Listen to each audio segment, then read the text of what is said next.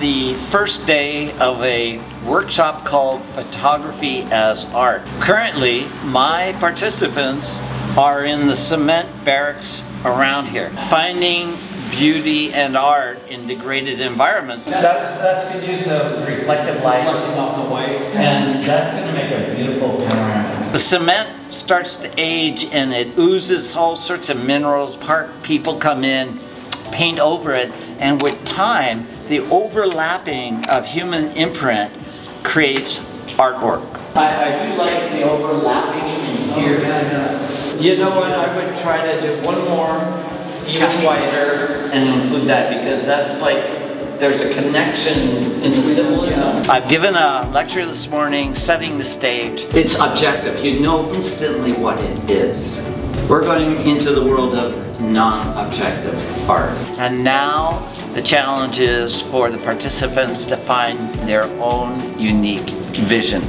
I think the more we do and the more we walk, we will find the perfect place.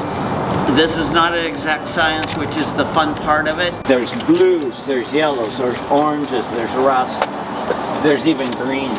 And that played with in Lightroom as a panoramic just is amazing. After giving a talk that talks about abstract expressionism and detailing the work of William de Kooning or Mark Rothko or Jackson Pollock, we go in and we start to find something that emulates their work. You know, I'm going to grab my camera. I'm seeing things I haven't seen in the 12 years I've taught the workshop here. So that's, yeah, it's rediscovery. I'll be right back. And the more they do, the more they understand what these expressionists were all about. They often would say, their work ends where your imagination begins. And they would be considered non-objective, meaning going in here, there's nothing that's really recognizable like a boat or a tree or a car. It's just lines and oppositions and other things that we talk about. It's getting comfortable, and what I find is you start to drift with the motion of the reflections. We're trying to create a contrast between the sharp pilings and the motion in the water, and that contrast is what creates depth. Here's some beautiful, this is more to the point, right here. This is really good here.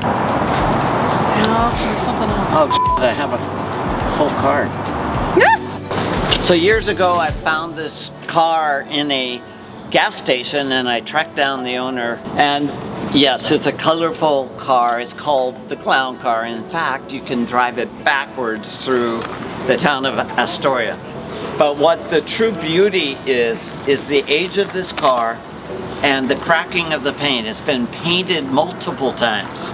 And so we're going in with macro lenses, getting in tight, celebrating the cracks, the colors, the abstracts that are found within this car.